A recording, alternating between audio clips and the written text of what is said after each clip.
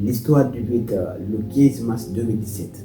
Il y a un jeune qui était avec sa maman et sa maman déjà avait perdu une face de sa vue. Elle ne voyait pas clairement parce que le feu lui avait brûlé exactement dans ça. Et cet homme étant avec sa maman, ne connaissant pas l'histoire, ne connaissant pas vraiment qu'est-ce qui s'est passé pour que cette maman puisse se trouver dans cette vie, c'est pas là le début de l'histoire. Le début de l'histoire commence quand le petit était à l'école, dans ses bas âges de 3e, 4e année. Il décida d'être avec sa maman.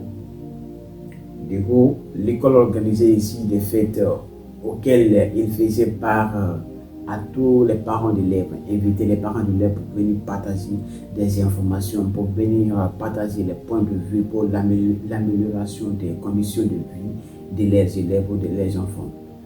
Du coup, le petit, à chaque fois qu'on disait à sa maman, il faut inviter tes parents, le petit faisait occuper sa maman par sa poche, lui disant, maman, vous êtes occupée, restez là. Quand je pars, je vais vous envoyer l'information, vous êtes occupé, restez là. Pendant 3 ans, le petit était sous ce mensonge, faisant occuper sa maman de sa propre poche, lui disant, maman, vous êtes occupé, restez là. 2e, 3e année, 4e année, le petit faisait la même chose. Et même un jour, parce que le DG avait rencontré sa maman au marché, lui disant, mais maman, pourquoi vous ne venez pas accompagner votre fils à l'école? Il dit, mais mon fils me dit toujours que c'était pas beaucoup, c'était pas occupant, qu'il fallait que je puisse rester à la maison. Bah, du coup, c'était comme ça, ils ont repris un truc. Après, le lendemain, le petit, après l'école, sa maman lui faisait asseoir, lui dit, mon fils, dis-moi la vérité, est-ce que tu as vraiment honte de moi? Dis-moi la vérité. Vous savez aussi dans la vie, les mamans qui ont souffert pendant 9 mois connaissent également le comportement que peut adopter les enfants, le comportement que peut traverser les enfants, les défauts ou les qualités. Du coup, la maman lui demande, mon fils, est-ce que tu as honte de moi? Le fils dit, non maman, je n'ai pas honte de toi, vous savez que je vous aime, je vous adore, malgré votre caractère, malgré votre présentation devant moi ici, je vous aime. La maman dit donc, il n'y a pas de problème. Elle dit, je voulais juste te raconter une petite histoire. Tu sais pourquoi je joue comme ça? Bon, c'est même pas comme ça qu'elle commence. Elle faisait sortir ses photos. Déposant devant l'enfant, elle lui dit, regarde cette photo. Regarde bien sûr cette photo. Le petit dit, mais la dame, elle est belle. Elle est la plus belle femme au monde. La dame, elle est vraiment magnifique. C'est là, la maman dit à son fils, bon, c'est moi dans cette photo. Dans 2 ans passés, j'étais exactement comme ça. Mais tu sais pourquoi j'ai changé de physionomie? Pourquoi tu traverses cette souffrance aujourd'hui? Le père dit non. Un jour, je suis parti au marché. Du retour du marché, je t'avais laissé à la maison. Et le feu avait pris la maison. Du coup, tout à l'intérieur, les voisins voyaient le feu brûler la maison.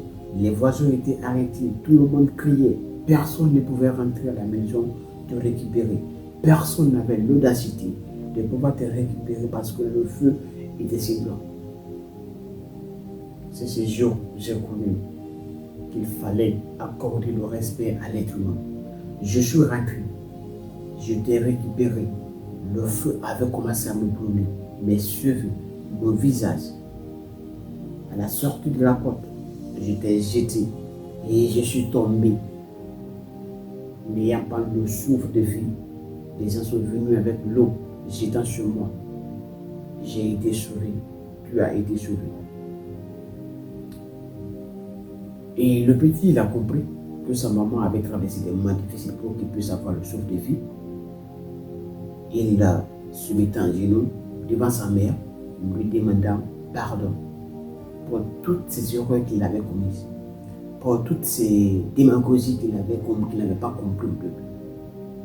C'était juste pour te faire comprendre, toi qui regardes peut-être cette vidéo, pour que tu puisses apporter ici l'importance, la valeur, peu importe la personne qui a pris le temps de te mettre au monde, peu importe la grandeur, la quantité, la qualité de la personne, il faut que nous arrivions à donner ici la valeur à toutes ces personnes aujourd'hui. Il y a des gens dans ce monde qui ne donnent pas le respect à leurs parents, qui disent que mes parents sont pauvres, mes parents sont laids, ils ne donnent pas la responsabilité. Ils ne prennent pas ici ce caractère de pouvoir respecter la parole. Il faut juste comprendre 3 leçons.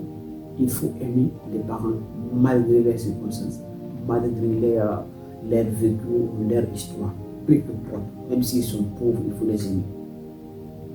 Il y a un adage qui dit que ce n'est pas les parents, ce n'est pas une obligation pour les parents de changer les enfants. C'est plutôt une obligation pour les enfants de pouvoir changer la vie de leurs parents. Donc, si tu as regardé cette vidéo, au côté où tu traverses les mêmes choses, va rencontrer tes parents. Il faut leur dire encore que maman, je vous aime, papa, je vous aime. Accordez-leur leurs valeurs, accordez-leur pour que les gens puissent comprendre ici la valeur que vous accordez aux gens. Il y a aussi une adresse qui dit que l'image que tu représentes au dehors, c'est exactement la même chose qui est à l'intérieur de toi. Est-ce que tu aimes tes parents? Est-ce que tu fais montrer la photo de tes parents au monde, à la société? Est-ce que les gens connaissent que tu aimes tes parents? Dis-moi dans les commentaires, maman je t'aime, maman je t'aime, et accorde plus de la valeur à tes parents, peu importe leur source de revenus, peu importe ici dans quel continent ou dans quel pays ils sont venus, peu importe. Le mot le plus important, c'est pour donner l'amour aux gens, donner la valeur aux gens. Allez, à la prochaine.